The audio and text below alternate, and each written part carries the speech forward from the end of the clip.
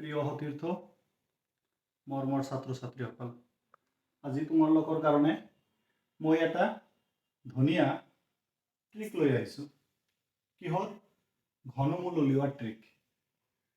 ঘনমূল উলিওৱাৰ সহজ পদ্ধতি।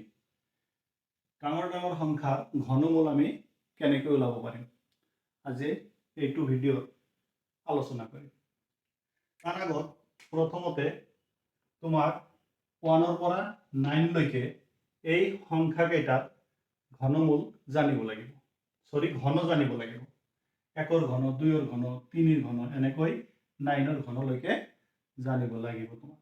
আৰু সবে এইটো জানে। এতিয়া আমি এই সংখ্যাটোৰ ঘনমূল বাহিৰ কৰিম।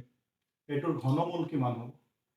মৰমৰ ছাত্ৰ ছাত্ৰীসকল, একেবাৰে সহজ পদ্ধতি। ঘনমূল উলিওৱাৰ ক্ষেত্ৰত প্ৰথমতে 3টা অংক লৈ এটা গোট গঠন কৰা। 3টা অংক লৈ এটা গোট আমি গঠন কৰিলো। এই 3টা অংক লৈ গঠন কৰা গোটত এককৰ ঘৰত কি আছে? এককৰ ঘৰত 4 আছে।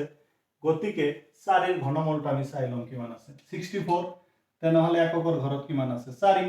গতিকে ইয়াৰ এককৰ ঘৰত 4 হ'ব। এতিয়া আমাৰ থাকিল 2, এটা অংক থাকিল। সেই 2টো ইয়াত কোন দুটা সংখ্যাৰ ঘনৰ মাজত আছে? 2 1ৰ ঘন 1, 2ৰ ঘন 8। তেনেহলে 2টো 1 আৰু 8ৰ মাজত আছে। তেনেহলে 1 আৰু 8ৰ মাজত আছে 2 অংকটো। গতিকে 1ৰ ঘন 1, 8ৰ ঘন 2। এই 1 আৰু 2, 1 আৰু 2ৰ ভিতৰত সৰু কোনটো? 1। সো ইয়াত 1 হ'ব। দ্যাট মিন্স 2744 ঘনমূল হৈছে 40। এতিয়া এইটো চাও আমি ভালকে চোৱা। কি কৰিব লাগিব? শেষৰ সোঁফালৰ পৰা 3টাকৈ অংক লৈ গোট গঠন কৰিব লাগিব। ত্ৰিগোট। এইটো এটা হল, এইটো এটা হল। তেনেহলে এই ত্ৰিগোটৰ এককৰ ঘৰত কি আছে? 3। 3ৰ ঘন কিমান? 27। এককৰ ঘৰত 7 আছে। ইয়াত 7 হ'ব। এতিয়া চোৱা 185। 185 কোন দুটা সংখ্যাৰ ঘনৰ মাজত আছে? 185 125 216 216 5 আৰু 5 কিউব আৰু 6 কিউবৰ মাজত আছে। সো 5 আৰু 6ৰ মাজত সৰু কোন? 5। গতিকে ইয়াতে 5 হ'ব। কিমান ধুনীয়া ট্ৰিক। আমি ইয়াতে চাই ইয়াৰ ঘনমূল কিমান ওলাব পাৰো। আকৌ এটা চোৱা। এইটো ত্ৰিগোট লোৱা, ত্ৰিগোট লোৱা।